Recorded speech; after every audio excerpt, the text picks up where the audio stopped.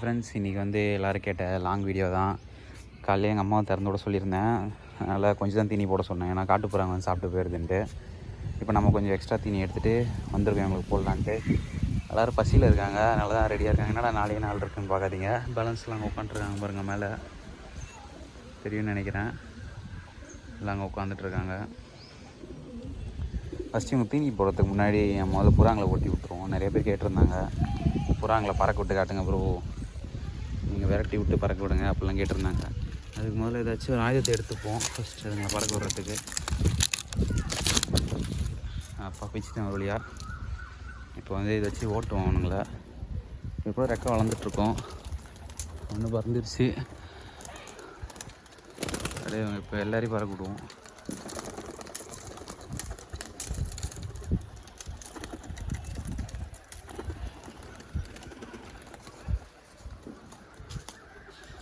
இல்லை, ஒருத்தனுக்கு ரெக்கையே இருக்காது. எங்கே போனான் அவன்?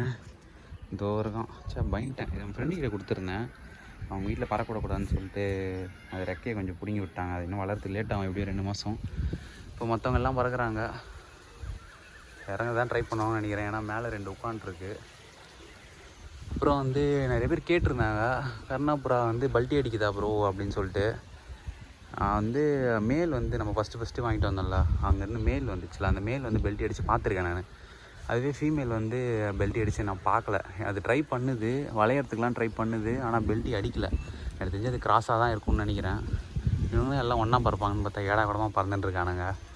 2 புறா வேறு உட்காண்ட்ருக்கு, எப்படியும் இறங்கிடுவானுங்க கொஞ்சம் நேரத்தில். ஆனால் நம்ம கர்ணப்புறாங்களை விட சாதா புறாங்க குட்டிங்க வந்து சூப்பராக பறக்கும்.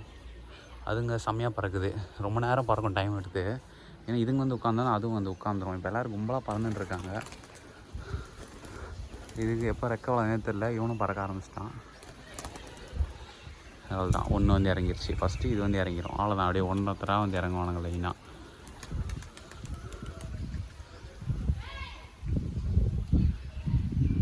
இல்லை ஃபீமேல் இல்லை, ஃபீமேல் வந்து முட்டை வச்சுட்டுக்குள்ளே உட்காண்ட்ருக்கு. அவனை போய் காட்டுறேன் நான் எடுத்து. நெக்ஸ்ட்டு இது குட்டி, இது இப்போது செகண்டாக வந்த குட்டி. இதுவும் நல்லா தான் பறக்குது. அது 2மே குட்டிங்க தான் நினைக்கிறேன். ஆமாம், 2மே குட்டிங்க தான். இதுதான் மேல். இது அடித்து நான் பார்த்துருக்கேன். நானும் எதிரி வாங்கிட்டு வந்து ஒரு 6 மாதம் ஆகுது. இந்த 6 மாதத்தில் நான் ஒரு 5 வாட்டி பார்த்துருப்பேன் இது கர்ணம் அடித்து. அது கூட கீழே தான் அடிக்குது, ரொம்ப ஹைட் ஏறலாம் கர்ணம் அடிக்கலை. எல்லோரும் லாஸ்ட்டாக வந்துட்டாங்க. முதல்ல இவங்க எல்லோரும் தீனி போட்டுருவோம். இப்போது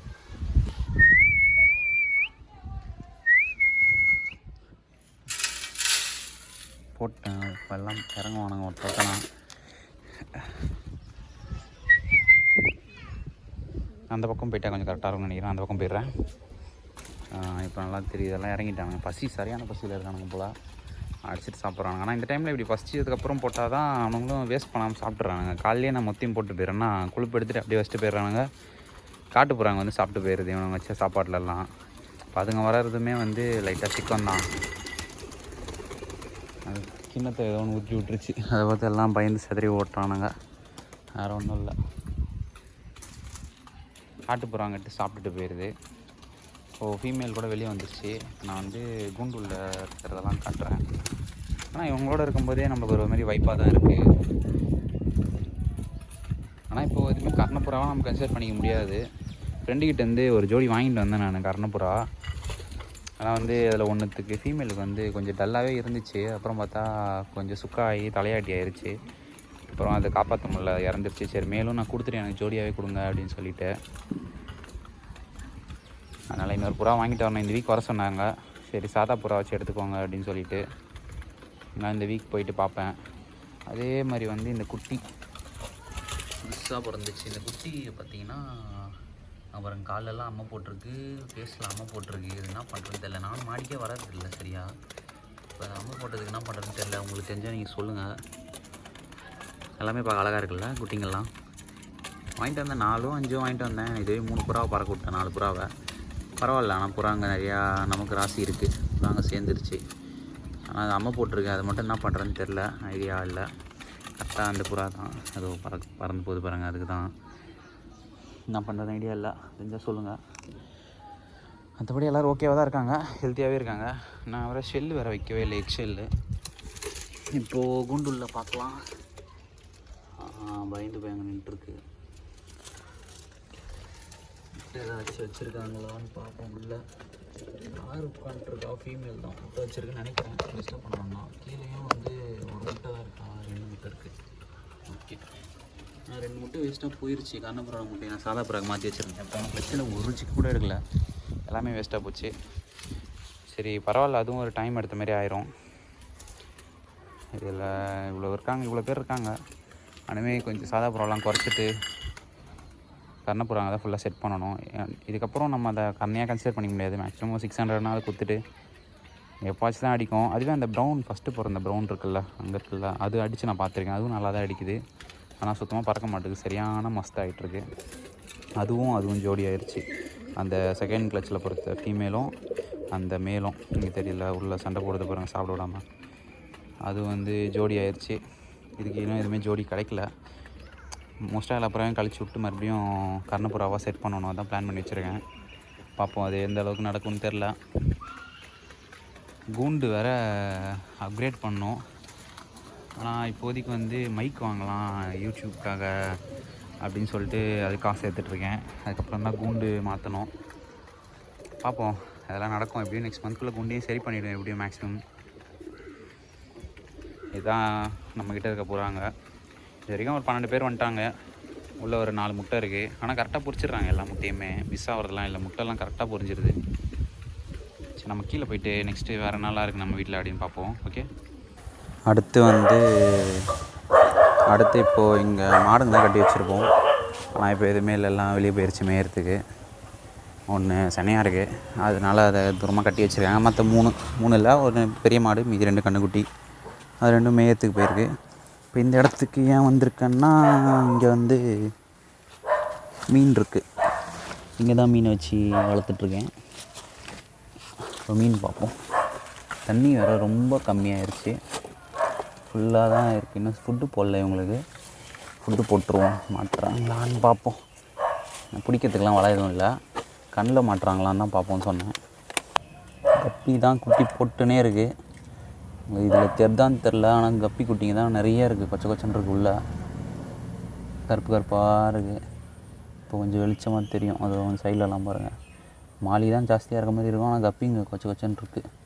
ஓரத்துலலாம் ஃபுல்லாக கப்பி தான் இருக்குது. 2-3 மீன் தான் வாங்கி விட்டோம். இப்போது நிறையா ஆயிடுச்சு, கொச்சன்னு ஆயிடுச்சு மீனுங்க.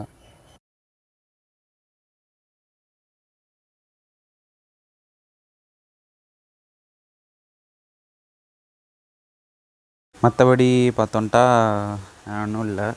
நம்ம நாய்க்குட்டிங்க ஒரு 3-4 நாய்க்குட்டி இருக்குது. நாய்க்குட்டிங்கள் எல்லாமே பெரிய நாய்ங்க.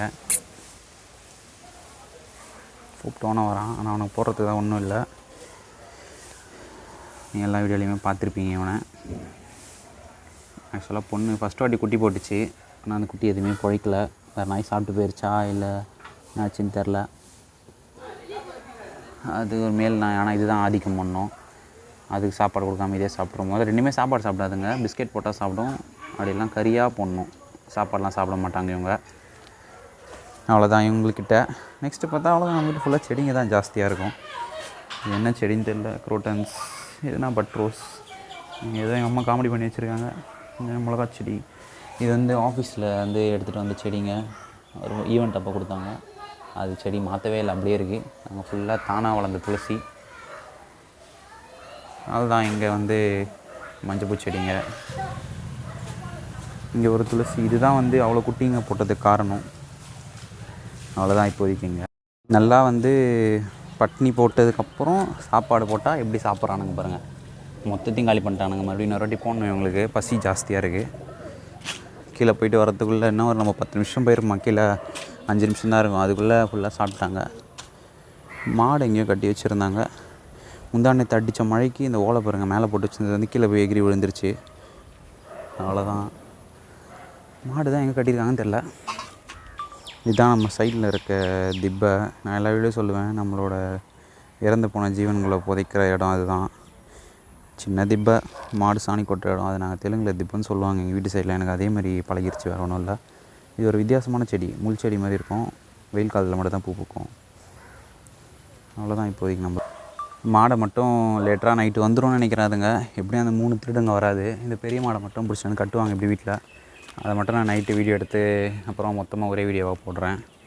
அதுக்கப்புறம் எனக்கும் லவ் பேர்ட்ஸ் வளர்க்கணும்னு ஆசையாக இருக்குது. வேறு என்னெல்லாம் வளர்க்கலாம்னு சொல்லிட்டு நீங்கள் சொல்லுங்கள். எல்லாமே வளர்க்கல ஐடியாவில் தான் இருக்கேன். நம்ம மாடி நமக்கு சொந்தமானது, என்ன வேணுமோ நம்ம வளர்த்துக்கலாம். யார் நம்மளை கேட்பா? எனக்கு லவ் பேர்ட்ஸ் வளர்க்கணும்னு ஆசையாக இருக்குது. நீங்கள் உங்கள் ஐடியா இருந்தால் சொல்லுங்கள்.